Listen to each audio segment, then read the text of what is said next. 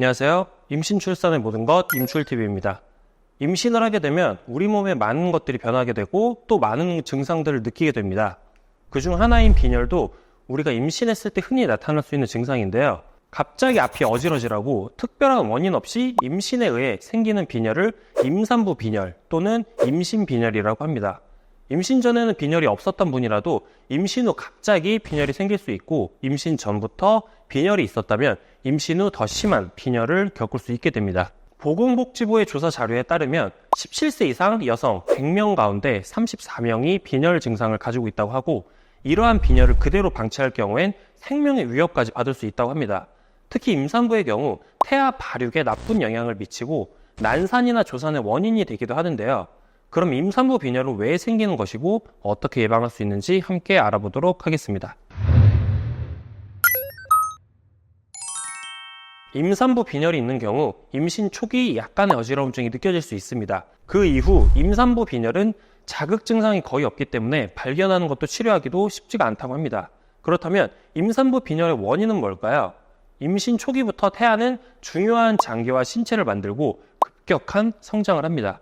임산부는 그런 태아에게 빠르게 영양분을 공급하기 위해 본능적으로 혈장을 늘리는데요. 혈장은 혈액의 성분으로 혈장, 혈구로 나뉘는데, 혈장은 임신을 하면 빠르게 늘지만 혈구는 혈장에 비해 증가폭이 느려요. 그래서 늘어난 혈장 대비 혈구 비중이 낮아지는 것이 원인이고, 태아의 혈액을 만드는 것도 임산부의 피를 이용하기 때문에 빈혈이 생기게 됩니다. 임산부 빈혈의 증상은 어떤 게 있을까요? 임산부 빈혈의 일반적인 증상으로는 어지럼증이 있고 현기증, 수족냉증, 가슴 두근거림 등의 증상을 동반합니다. 체력이 떨어져서 일상생활이 불편할 수 있고 필요시에 출산할 때 수혈을 받아야 할 수도 있습니다. 머리카락이 거칠어지거나 손, 발톱이 평평해지고 길게 세로줄이 생기는 등 몸이 붓고 숨이 차는 등 증상으로 나타나기도 합니다. 임산부 빈혈이라는 것은 임신 10개월 동안 서서히 생기기 때문에 사실 특별한 자각 증상을 찾기는 어려운데요. 특히 피로감, 두통, 어지럼증 등의 빈혈 증상들은 임신 중에도 흔히 나타날 수 있는 증상이라서 감별하기가 쉽지 않습니다. 그래서 임신 초기, 중기, 말기에 각각 한 번씩 빈혈 검사를 받아야 합니다. 임산부 빈혈의 검사로는 임신 초기에 기본적으로 산모의 건강 상태 평가를 위한 혈액 검사를 시행하게 되고, 이때 빈혈 여부를 확인할 수 있는 일반 혈액 검사도 시행을 합니다. 임신 약 28주에서 30주 정도에 빈혈 관련 일반 혈액 검사를 다시 시행을 해서 출산 전 빈혈 여부를 확인을 하는데요. 임산부 빈혈의 원인은 대부분 철결핍성 빈혈이지만 중증의 빈혈이 발견되는 경우 거대 적혈모구 빈혈이나 용혈성 빈혈과 같은 다른 원인에 의한 빈혈의 감별을 위해 추가적인 혈액 검사를 시행하기도 합니다. 임산부 빈혈은 혈액 검사 시에 헤모글로빈 수치가 10g/dL 미만인 경우 흔히 빈혈로 간주를 하지만, 정의에 따라 10에서 11g/dL를 기준으로 수치를 잴 수 있습니다. 그리고 눈의 결막, 입술, 손톱 등의 색이 창백해지고 현기증이 나거나 숨이 가빠지는 등의 증세가 나타난다면 이미 상당한 중증이 된 경우입니다. 임신 중 과도한 피로함과 두통 등이 느껴진다면 최대한 빨리 병원에 방문하는 것이 중요합니다. 그렇다면 임산부 빈혈이 있는 상태로 출산을 하면 어떨까요? 산모와 아이에게 여러 문제가 생기게 되는데요. 산모는 빈혈로 인해 더욱 심한 어지럼증을 느끼고 무력감을 겪게 됩니다. 또한 산후 회복도 느리고 아기를 보는데도 힘이 많이 들게 됩니다. 임산부 빈혈 상태로 출산을 했을 때 출산 시 적절한 진통이 일어나지 않게 되고 산후에 대출혈로 이어지고 자궁 회복이 느리고 모유 분비에 악영향까지 미칠 수가 있습니다. 간혹 어지럼증과 빈혈을 혼동하는 경우가 있는데, 자리에서 갑자기 일어나 섰을 때 어지럽거나 공복이 어지러운 것은 저혈당성 어지럼증일 수 있습니다. 또한 분만 시 출혈이 심하거나 쇼크 상태에 빠지기가 쉽고 태아의 상태가 위험해질 수 있기 때문에 나중에 영아 빈혈의 원인이 되기도 합니다. 빈혈 중 주로 철결핍성 빈혈이 나타나기 쉬운데요. 철결핍성 빈혈의 경우 철분을 충분히 섭취하는 것이 중요합니다.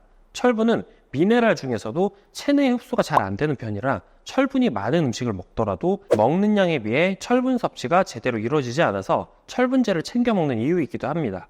그리고 철분제, 철분의 섭취를 위해 몸의 철분 흡수를 방해하는 카페인, 탄닌 성분이 들어있는 녹차, 커피 등은 되도록 피하고 철분 흡수를 돕는 음식들 위주로 섭취하는 것이 좋습니다. 임산부의 빈혈은 치료보다는 예방을 우선시하는 것이 중요한데요. 그렇기 때문에 임신 기간 내 건강관리를 위한 철분제 섭취를 적극 권장하고 있습니다. 그렇다면 임산부 철분제 복용 시기는 언제부터가 좋을까요? 많은 산부인과 의사들이 임신 5개월 이후를 철분제 복용 시기로 권유하고 있습니다. 임신 초기 또는 4개월까지는 철분 요구량이 크지 않은데 입덧이 있는 상태에서 철분제를 복용할 경우 위장장애가 심해질 수 있고 입덧을 더욱 악화시킬 수 있어서 임신 초기에는 철분제 복용의 필요성이 크지는 않습니다. 그러나 태반의 발달과 태아의 성장이 본격적으로 이루어지는 임신 5개월 이후 중반기부터는 임산부의 몸 상태와 임신 시기에 따라 조금씩은 다르겠지만 혈액량이 급증하며 철분 필요량이 점차 증가하게 됩니다.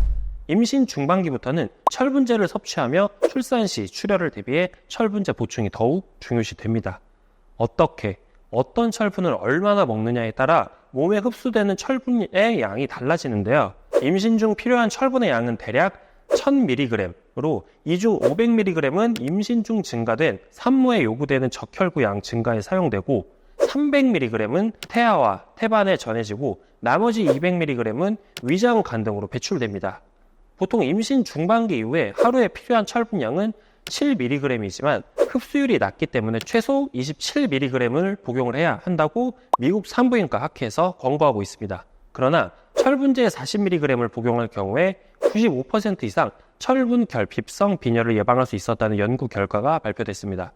빈혈이 없는 단태아 임신의 경우 적절한 철분제의 양은 하루 40mg 정도고 쌍둥이를 임신한 경우에는 하루 60에서 100mg 정도를 복용을 권장하고 있습니다. 임신 후에 빈혈이 심해지면 의사의 지시에 따라 철분제의 양을 늘려서 복용해 주셔야 합니다. 그럼 철분제 복용은 어떻게 시작해보면 좋을까요? 일반적 임산부에게 필요한 30에서 60mg이지만 철분제 복용은 개인의 건강에 따라 복용해야 하기 때문에 철분제 구입에 있어서 임산부는 본인에게 필요로 하는 하루 철분 양과 그에 부합하는 약품이 무엇인지를 알고 선택을 하는 것이 중요합니다. 약국에서 철분제가 철로 환산되는 양이 얼마인지 확인을 해서 선택하시는 게 필수라고 보시면 될 것 같습니다. 철분제는 아침 공복이나 자기 전에 복용하는 것이 일반적인데요. 주로 아침 공복에 복용하는 것이 흡수가 잘 된다고 알려져 있습니다. 공복에 먹었을 때는 식사 후 먹는 경우보다 체내 흡수율이 40% 정도 더 잘 이루어진다고 하는데요. 위장이 약한 분들이라면 공복 섭취 시 위벽을 자극할 수 있어서 식사 후 바로 또는 잠자기 전에 복용하는 것이 좋습니다. 철분제 복용에 있어서 굳이 특별한 시간대 얽매이기보다 자신의 기호에 맞게 선택하여 복용하시기를 추천드리겠습니다. 철분제 복용 시에는 오렌지 주스, 감잎차와 같은 비타민C 함유량이 많은 음료나 식품은 철분의 흡수율을 도와주는 영향을 하기 때문에 함께 드시는 것이 좋습니다. 그렇다면 철분제를 복용할 때 주의해야 할 점은 무엇일까요? 임신 말기의 여성은 임신 전보다 6배의 철분을 필요로 하지만 철분제를 복용을 하면 구역질이 나거나 변비 등의 부작용이 나타나기도 하는데 이런 경우에는 억지로 복용하는 것은 좋지 않습니다. 철분제 복용 시 구토, 위장장애나 변비와 같은 증상이 나타나는 것은 필요량에 비해 고용량을 섭취했을 때 나타날 수 있는 변화들인데요. 철분제를 적정량만 섭취를 할 경우 위장장애는 거의 나타나지 않는다고 보고되고 있습니다. 철분제 복용 중에 변비를 방지하기 위해서는 섬유소가 풍부한 해조류나 채소류를 많이 섭취를 해야 합니다. 가슴이 답답하거나 울렁거리는 증상이 나타날 경우에는 아침 공복보다는 잠자리에 들기 전에 철분제를 복용해 주는 것이 좋은데요. 철분제 복용 후에 위장장애 또는 피부 발진과 같은 증상이 심하게 나타날 경우엔 복용을 중단을 하시고 복용하던 철분제를 지참해서 병원에 방문해서 의사와 상담 후 다른 철분제로 바꿔주셔야 합니다. 동양인에게 잘 나타나지 않는 유전성 혈색소증을 가진 임산부는 평소 식사만으로 체내 철분이 과잉 흡수되기 때문에 철분제를 복용하시면 안 되고 적혈구 과다증을 앓는 임산부 역시도 복용을 삼가하셔야 합니다. 자, 지금까지 철분제 복용 방법과 주의사항에 대해 알아봤는데요. 철분제와 함께 철분이 많은 음식을 같이 섭취해 주시면 시너지 효과가 있겠죠. 식품으로 섭취하는 철분은 위장에도 부담을 주지 않고 바로 배설되는 일이 없다고 합니다. 그럼 임산부 빈혈에 좋은 음식은 무엇이 있을까요? 자, 첫 번째로 바지락인데요. 바지락은 조혈작용을 하는 비타민이 풍부합니다. 바지락은 연한 소금물에 담가 해감을 한 후 물을 부어 끓이고 조기 입이 벌어지면 다진 마늘을 넣어서 더 끓인 후에 소금 간을 해서 섭취를 해보세요.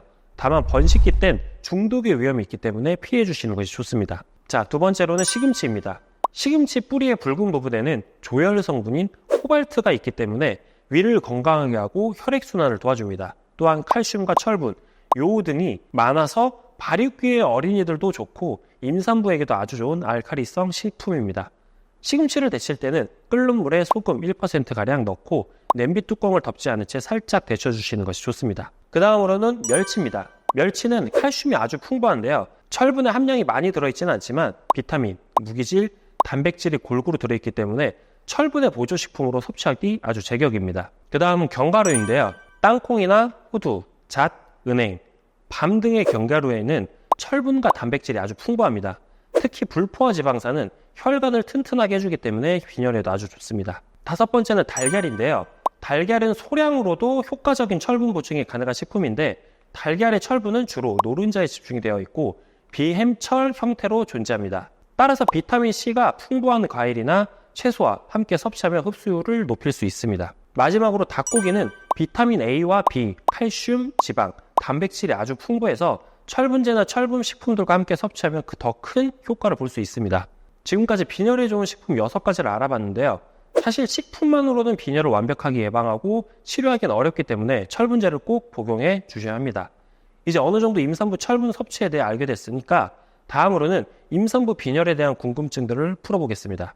먼저 철분제와 종합 비타민을 함께 먹어도 될까요?인데요. 비타민제는 여러 종류가 있습니다. 임산부용 종합 비타민제는 충분한 양의 철분이 포함되어 있는 경우가 있어서 임산부용 종합 비타민제를 함께 먹는다면 과량의 철분을 복용할 수도 있기 때문에 오히려 안 좋은 영향을 줄 수 있기 때문에 추천드리진 않습니다. 그 다음으로는 철분제를 많이 먹을수록 좋다라는 질문인데요. 철분제를 복용할 때 우리의 몸은 필요한 양의 철분만을 흡수하게 되어 있습니다.